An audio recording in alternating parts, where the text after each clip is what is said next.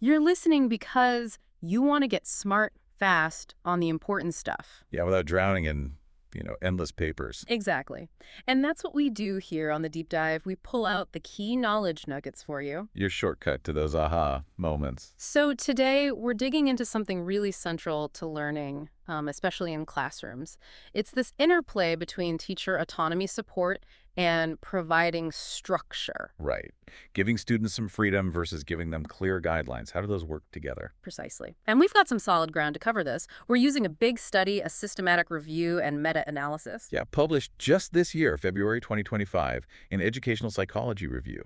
Really recent. It looked at, 94 other studies?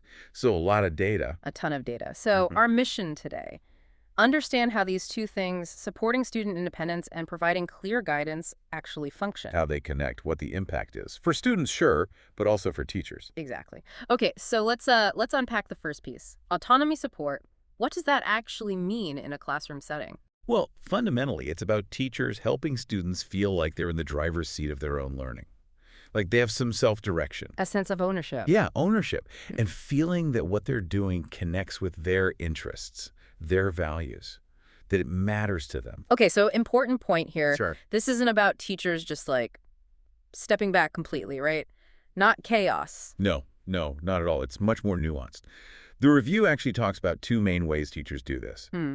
First is participative autonomy support. Participative. Okay. Yeah, so that's about actively getting students involved. Yeah.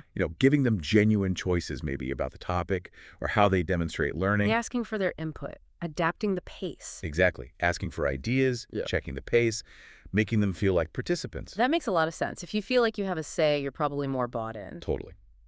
Then the second type they identified is attuning autonomy support. Yeah. This is more about the teacher making the learning itself feel relevant and interesting to the student, really trying to see things from the student's perspective. Understanding their feelings about it, validating those. Yes, exactly. Validating emotions, explaining the value of a task, and again, allowing some flexibility in pacing. So both of these sound like they're really focused on the student's internal experience, feeling connected, feeling understood, feeling like they have some agency. That's the core idea. And, the research makes a really crucial distinction. Being autonomous doesn't mean being totally independent, working in isolation. Right. An autonomous student feels they're the source of their own actions, but they can still absolutely need and ask for help or guidance. The key is that they're choosing to seek that support. It's not imposed. Precisely. That's a critical difference. Okay. Now, the review mentioned, I think, 10 different components of autonomy support. That sounds quite granular. Yeah, they broke it down into very specific teacher actions. But when they looked across all the studies, two really popped up most often. Which ones were those? Providing choices was a big one, and providing explanatory rationales. Okay, choices and explaining the why. Yeah, basically telling students why this task is useful or why this way of learning is important for them. It really clicks, doesn't it? Just giving options isn't always motivating if you don't see the point. Right.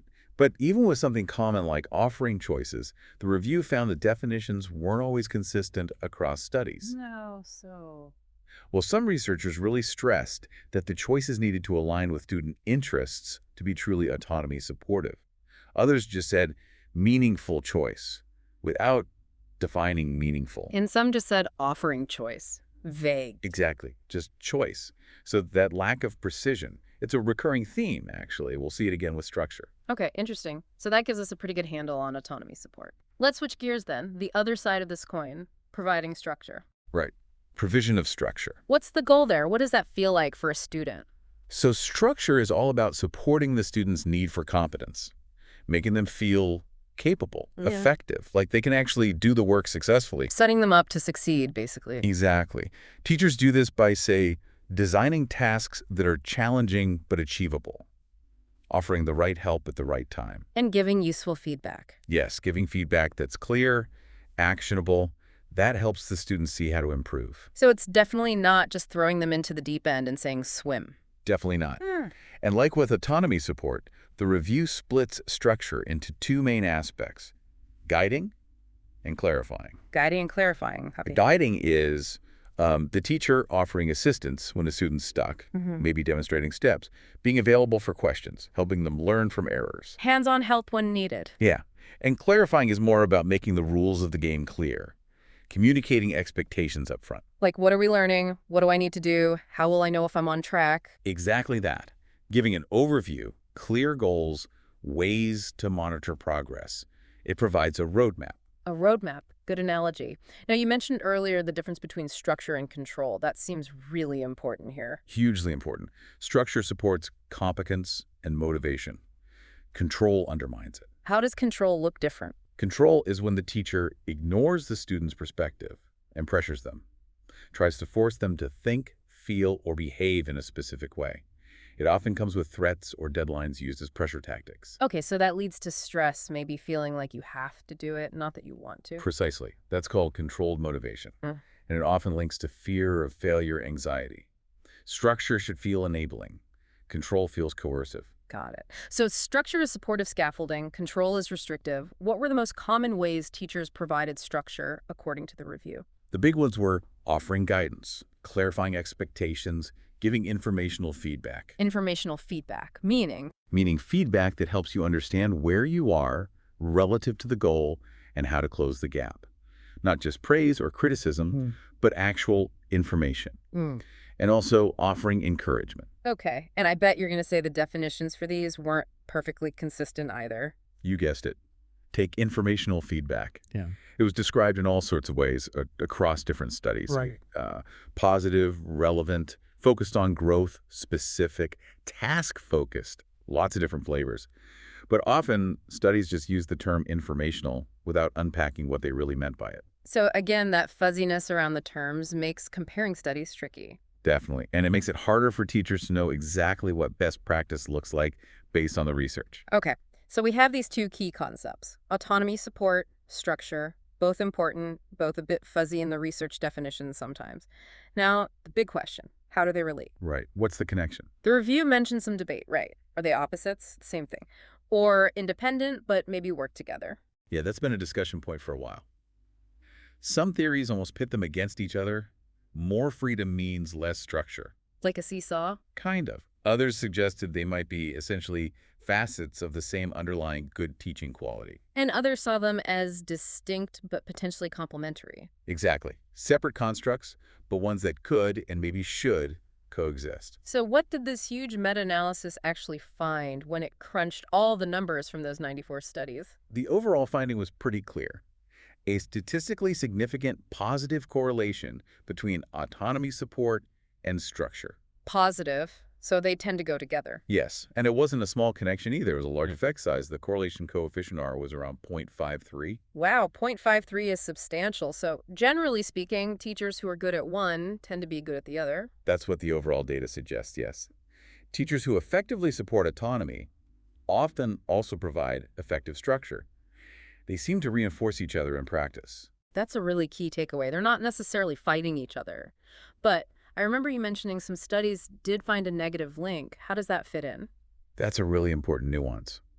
The review points out that those negative correlations often showed up when teachers were the ones reporting on their own practices. Ah, based on teacher self-reports. Why might that be? Well, one hypothesis is that some teachers might perceive providing structure as being closer to controlling, especially if they haven't fully grasped the difference we talked about. So they might see it as inherently limiting autonomy. Possibly. It really highlights how teacher beliefs and understanding of these concepts can shape how they see their own actions, maybe differently than how students experience them. Interesting.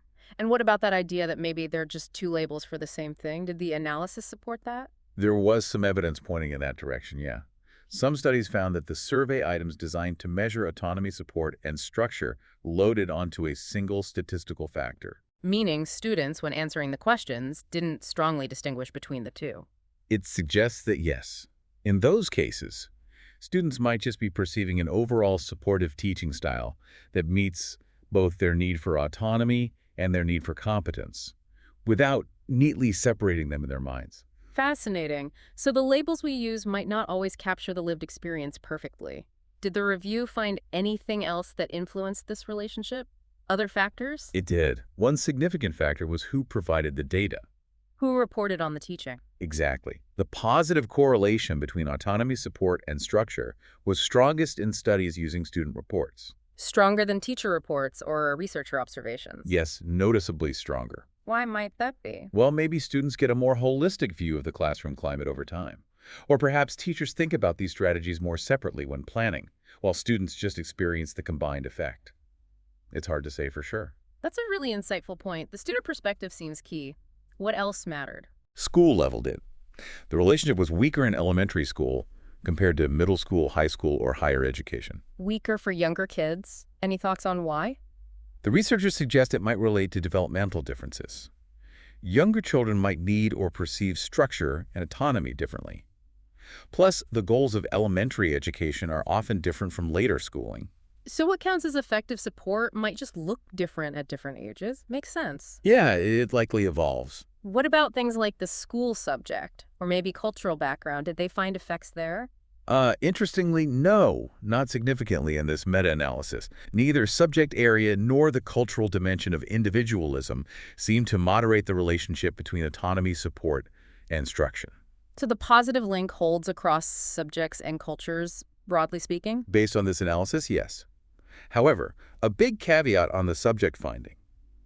Many studies didn't even report this subject, so it's hard to rule out subject differences entirely. Right. Lack of data there. And with culture, while individualism didn't change the correlation, the review does stress that culture absolutely shapes how teachers conceptualize and enact these strategies. So the way autonomy support looks in, say, Japan might be different from how it looks in the US, even if the underlying connection to structure is similar. Exactly. The general principle holds, but the specific practices are culturally embedded. Okay, good clarification. So we've got the definitions, the relationship, some influencing factors. Let's get to the bottom line.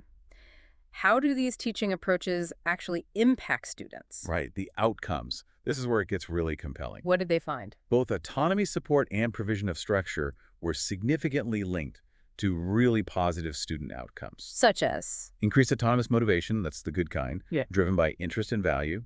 Also, a stronger sense of personal autonomy, a stronger sense of competence. Feeling capable. Exactly. And higher academic engagement, Yeah. being behaviorally, emotionally, and cognitively involved in learning. And were these small effects or? No, they were generally moderate to large effects. Quite substantial impacts on these key motivational and engagement variables. Wow. So doing these things well really moves the needle for students. It seems so. And here's another interesting bit. They did some analysis looking at the unique contribution of each. Meaning? They looked at, say, the link between autonomy, support, and engagement after statistically controlling for the effect of structure. Oh, okay. Isolating the effect. Right. And when they did that, the link got weaker. Same thing happened when looking at structure while controlling for autonomy support. So what does that tell us? It strongly suggests that both are important. You lose some of the positive impact on students if you only focus on one and neglect the other. They seem to work best together. It's not an either. You really want that blend. That's the strong implication, yes. What about actual academic grades or test scores, achievement? The connection there was more indirect. The correlations were smaller. The thinking is that autonomy, support, and structure boost motivation and engagement. Which then, down the line, leads to better achievement. Exactly. It's likely mediated through those factors.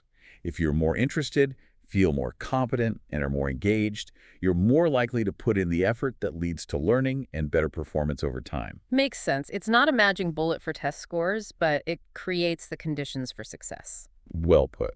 Did they look at the flip side? Like, does providing structure accidentally increase that controlled motivation we talked about, feeling pressured? They looked for it, but interestingly, this meta-analysis didn't find a significant negative link between either autonomy support or structure and controlled motivation. Really? Why might that be? The researchers suggest it might be due to statistical power. Fewer studies in the analysis actually measured controlled motivation, specifically in relation to both autonomy support and structure. So maybe the effect is there, but they didn't have enough data points focused on it to detect it reliably. That's a possibility, yeah. Yeah. So the focus here is really on the strong positive links with the beneficial types of motivation and engagement. Okay. So, big benefits for students. What about the teachers delivering this? Does it impact them too? Absolutely. And this is crucial for any educators listening. The review synthesized findings on teacher outcomes, too. What did it show? Teachers who reported using more autonomy support and providing more structure also tended to report higher motivation for teaching. They felt more driven in their jobs. Yes, and higher teaching self-efficacy, that's the belief in their own ability to teach effectively. Mhm. And generally, they felt more effective overall. That sounds like a recipe for more job satisfaction. It really does. And potentially less burnout. The review also found associations between these teaching practices and lower levels of teacher stress and emotional exhaustion. Wow, so it's potentially a win-win. Good for student learning and good for teacher well-being. That seems to be the pattern. It makes sense, right? Hmm.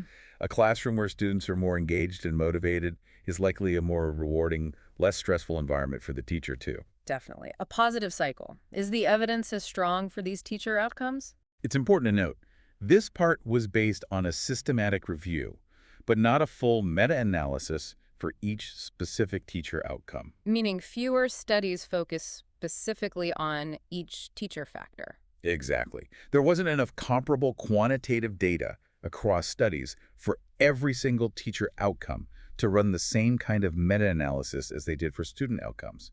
So the findings are suggestive, promising, but need more research to be as robust. Okay, good context. Still, the trend looks positive. So given all this, how can teachers actually do this? How do you blend structure and autonomy support effectively? The key idea that emerges is providing structure in an autonomy supportive way. Okay, structure delivered with autonomy in mind. Examples. Yet the review gives some good ones. For instance, when you give students choices, that's autonomy support, you also clearly explain why these options are relevant to the learning goal or why they might be useful.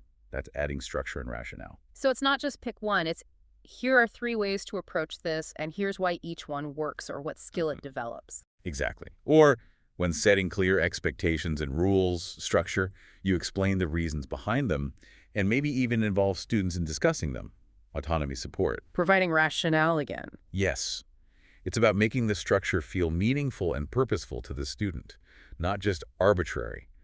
It helps them buy into the framework because they understand its value for their own learning and goals. So the combination helps students feel that sense of ownership while still having the clarity and guidance they need to actually make progress. Precisely. It frames the structure as enabling, not controlling. That makes so much practical sense. Finally, the review kept circling back to that issue of fuzzy definitions, the conceptual ambiguity. Why is nailing down these terms so critical? Well, because if different researchers are measuring slightly different things, but calling them by the same name, like autonomy support or informational feedback, it muddies the waters. Hard to compare apples and oranges. Exactly. It makes it difficult to synthesize findings accurately, to understand what specific actions are most effective, and it makes it harder to translate the research findings into clear, practical advice for teachers. If the researchers aren't crystal clear, how can teachers be? Right. We need clearer, more consistent operational definitions, how these concepts are actually measured and observed to build a stronger knowledge base and provide more reliable guidance. Makes total sense. Clarity in research leads to clarity in practice. Okay, so let's try and wrap this up. What's the absolute core takeaway from this deep dive? I think the big picture is that effectively blending teacher autonomy support and the provision of structure isn't just nice to have, it seems pretty crucial Crucial for what? for optimizing motivation, engagement, and learning for students. And quite likely for supporting teacher motivation and well-being too. They aren't opposing forces. They're synergistic, they work together. Exactly. They are mutually supportive approaches that create a more positive and productive learning environment overall. It's about finding that sweet spot, empowering students with choice and ownership, but within a clear, supportive framework that helps them succeed. That sums it up really well. So that brings us to our final thought for everyone listening. Take a moment and think about your own learning experiences. School, work, hobbies, anything. Yeah, when did you feel most motivated, most capable, most engaged? What role did choice play? Did you have options? And how important was having clearer guidance, understanding the why, knowing the path forward? How did that balance, or maybe imbalance, affect you? And thinking about that now, how might this understanding of autonomy and structure shape how you approach your own learning, or maybe how you guide or teach others in your life? Some really powerful things to reflect on there. We definitely encourage you to mull over these ideas, maybe even look into self-determination theory, which underlies a lot of this. Definitely worth exploring further. Thanks for joining us for this deep dive. Yeah, great chat. Until next time.